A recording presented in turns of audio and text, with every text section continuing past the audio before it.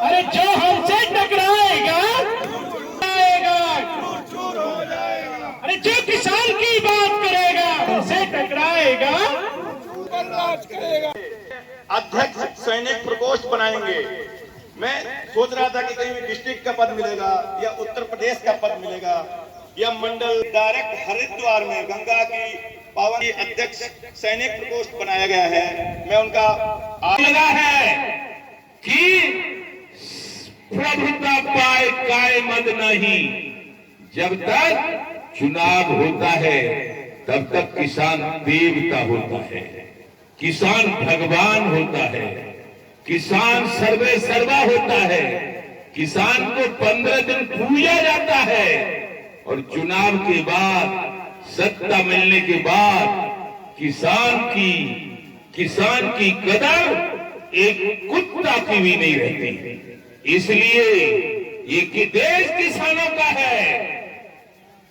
हमने और आपने सबने किसानों ने ललकारा है, हिंदुस्तान हमारा है। हम ही पैदा करते हैं चीनी और हम ही पैदा करते हैं आटा। जा रहा है। इसलिए हमने कहा था माननीय प्रधानमंत्री जी 14 में, फिर 17 में, फिर 19 में, फिर 22 में भारतीय किसान भानु आपका समर्थन करती रही है। और कुछ लोग जो अब अलग हुए राकेश टिकैत थे, हम समर्थन कर रहे थे और वो लोग राकेश टिकैत के साथ जो अब अलग हुए हैं, जिनको बहुत बड़ी मान्यता दी जा रही है, वो राकेश टिकैत के साथ सरकार का विरोध कर रहे थे। लेकिन सारे विरोध हमने फेल किए। राकेश टिकैत का फेल, कांग्रेस का फेल, सपा का फेल, बसपा का फेल, लोक दल का फेल, यानी जितने भाजपा विरोधी संगठन और भाजपा विरोधी पार्टियां थीं, अकेली भारतीय किसान भानु ने सबको फेल कर दिया।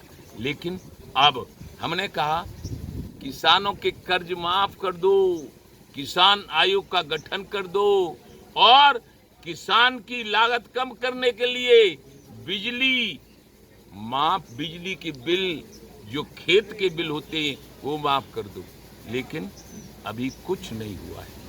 इसलिए आज इस मीटिंग में हमारे कुछ राष्ट्रीय पदाधिकारियों ने, उसमें धीरेन्द्र सिंह जो राष्ट्रीय उपाध्यक्ष हैं, धीरेन्द्र सिंह सोलंकी राष्ट्रीय उपाध्यक्ष, उनकी मांग, उनका भाषण की मांग आज पूरी बदल गई। उनका भाषण बदल गया। उन्हें कब तक मांग करोगे? इसलिए एक राजनीतिक दल की घोषणा करी जाए।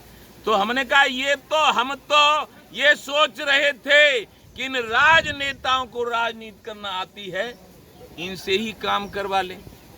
हम भाजपा से अपना पूरा काम करवा लें, उनका समर्थन कर रहे हैं। इसलिए हम तो नहीं बोल रहे थे। लेकिन हमने तो 97 में ही 1997 में ही किसान क्रांति दल निर्वाचन आयोग से रजिस्टर्ड करवा लिया था। और आज उसका चुनाव चिन्ह भी हमें, ये फोटो खींच लो, ये पेन मिला हुआ है।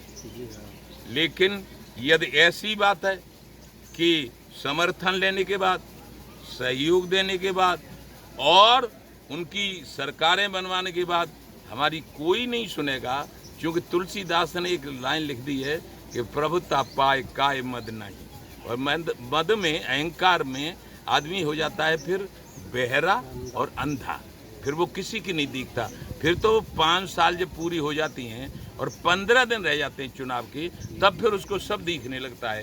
तब फिर कहता है किसान भगवान हैं, किसान देवता है, किसानों को हम ये देंगे, किसानों को हम वो देंगे। लेकिन हम कह रहे हैं इस बात पर गौर करो, 1 बीघा में 3 कुंटल गेहूं पैदा होता है और आज एमएसपी 2000 रुपया से भी कम है, 6000 का हुआ।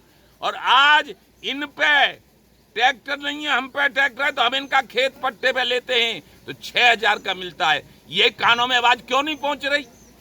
और 6000 का गेहूं हुआ, 6000 का पट्टा दे दिया, फिर लागत कहां से आवेगी? 20 रुपए की पानी की बोतल उद्योगपति बनाता है। इसलिए धान में कितना पानी लगता है? सर्वेक्षण है 1967 में 76 रुपया कीमत गेहूं की, 70 रुपया प्राइमरी के सरकार उत्तर प्रदेश सरकार की कीमत यानी तनख्वाह 70 रुपया प्राइमरी के अध्यापक की, और गेहूं की कीमत 76 रुपया। 70 से तो हो गई 70,000 और 76 से नहीं हो पाई भी 2,000। 76,000 करो तब तुम्हें मालूम पड़ेगा, नहीं तो किसान आयोग का गठन करना पड़ेगा। और किसान, आप कहोगे किसान आयोग का गठन नहीं हो तो क्या करोगे? तो फिर अब पहले तो महाभारत हुआ था धनुष बाण से, अब राजनीतिक महाभारत होगा।